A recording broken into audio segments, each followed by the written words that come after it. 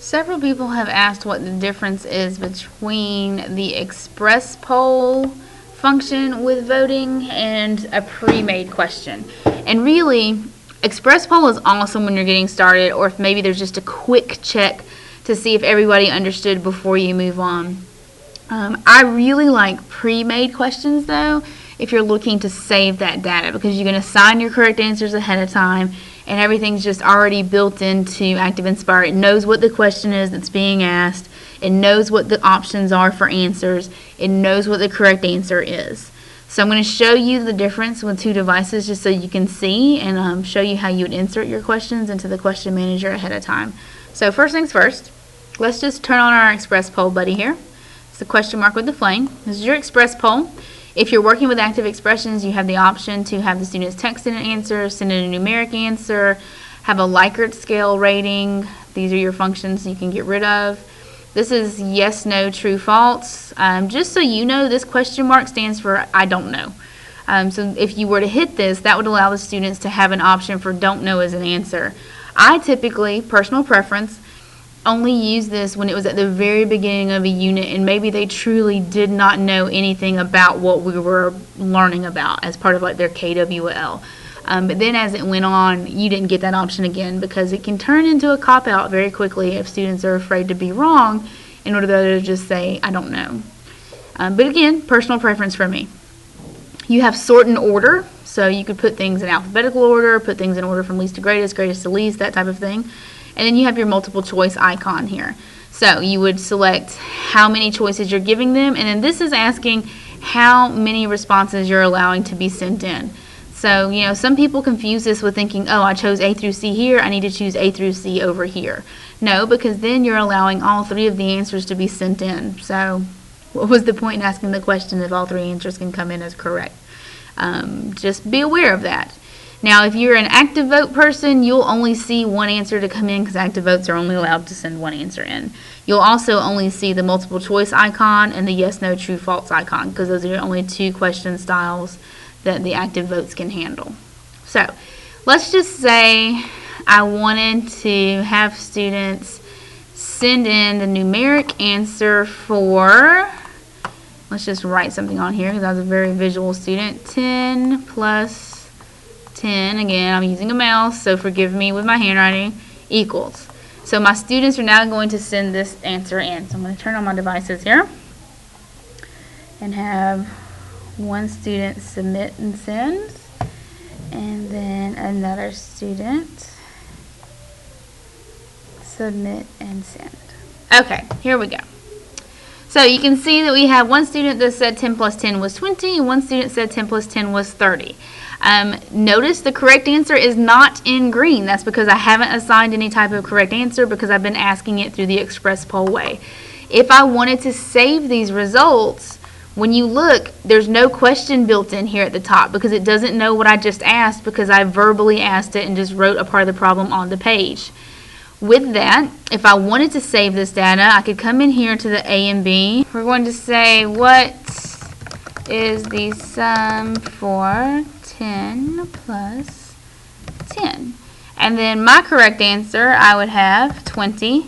Notice it does allow you to have a tolerance level, though, plus or minus 1 or 2. So if maybe you're having the students estimate and you wanted to give them some type of tolerance variance, you could do that. Then you're going to check this box to assign the correct answer and tell it done. Now that we've put it into ActiveInspire and it knows what the question is and what the correct answer is, it will visually show that for the students. And if I come back and refresh this, I now have my question over here to the side built in. Okay, so that is our express poll function. Again, there's nothing on the page. You can either give the question verbally or write it with the pen and then ask using your express poll function over here. But you do have to take that time if you decide it's data that you need to keep of going back in and sending in what that question was and the correct answer. And that's instructional time that can add up when you're doing this so often. So let's also take a look, and you'll notice with this next page here that this has saved the questions I was asking with the express poll. It's meant to be a built-in way to have the ability to see what the question was that was written on the page. So it kind of functions for you as a way if you wanted to keep something and have that question again, you'd have that availability. So let's look at this. I'm going to turn the quick poll off, and let's show you how to insert a question. So insert questions. That'll bring you to your question manager. Okay, so first things first, you come in and double click, and let's say how many feet are in 1 yard. Okay, now you have options for your question type. Maybe I leave that as multiple choice. Maybe I have them send in a numeric answer. That's up to you. I'm going to leave it as multiple choice just so I can show you some options over here. I personally like to give 3 answer options as a choice, but I do understand with standardized testing why some people would prefer to keep it at 4. So I'm just going to click through the ones I don't want and get rid of that red X. So now I have 3 options. If I was click happy and I really wanted that 4th option, if I just type in there, it'll add that option back in. These are meant to go with the equation editor. So if you're using equations in here, you can type with the equation as the answer choice.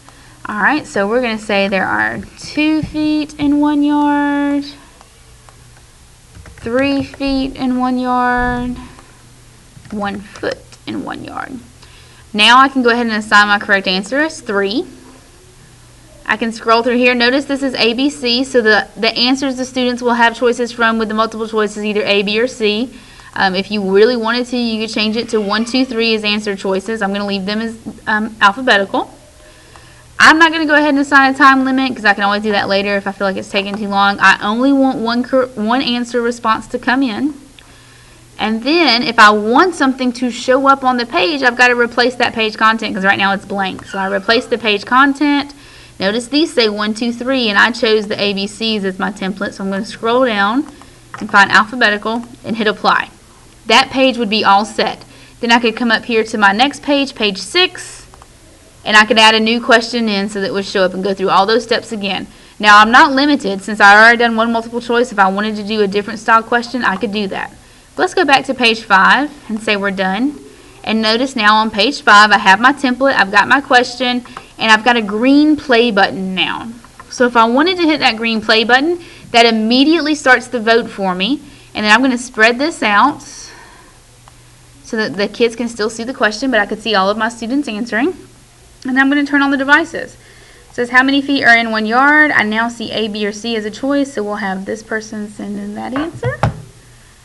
And then let's get one more answer in here.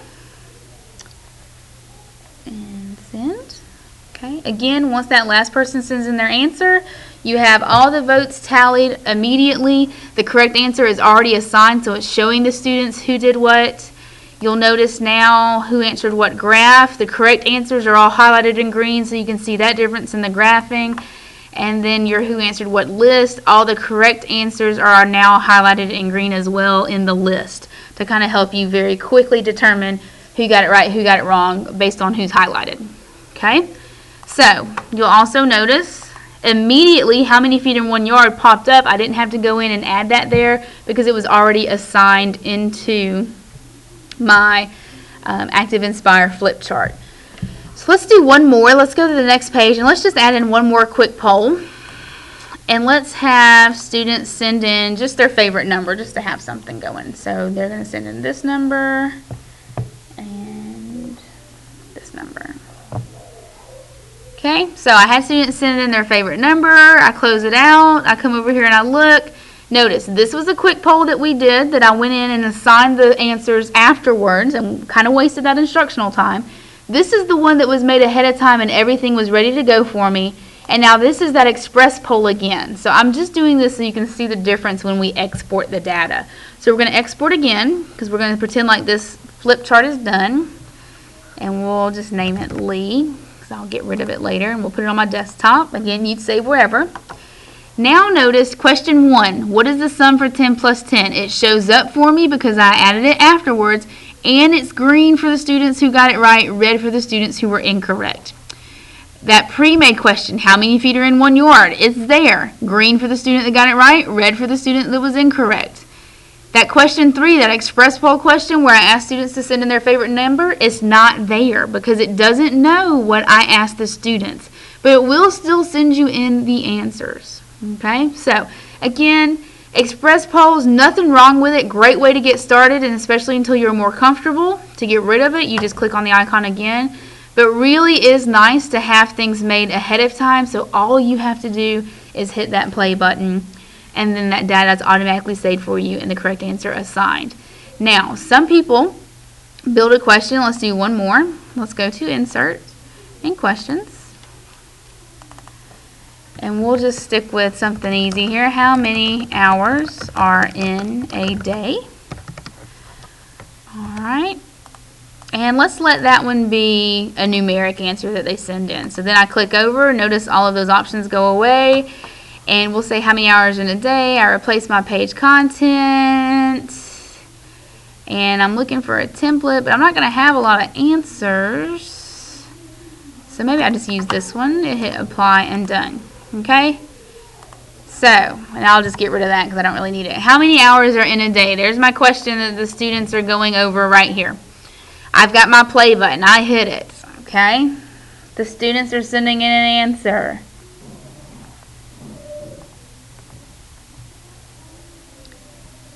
But then I notice nothing here is highlighted, and that's the correct answer. Well, it's because I was so excited flipping through and making my question, and this happens often, that I forgot to assign the correct answer.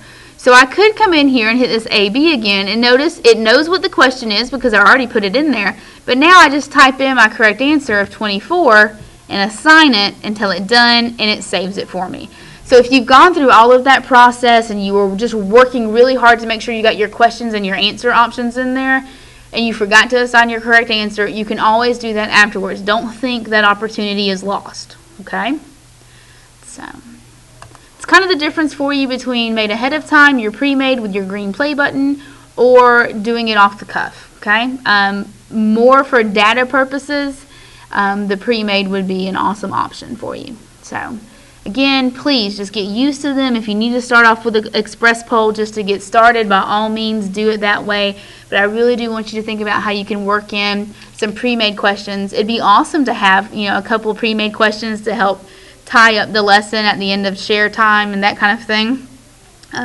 So A, students get used to the devices, and B, they're used to that constant assessment, and you can use that to kind of help drive the lesson the next day to make sure everybody's understanding as the unit is continuing and progressing. So you have lots of good options with it. Please, please, please try to use your devices at bare minimum once a week. Okay, that's your goal if you're not doing it now, once a week for your device use.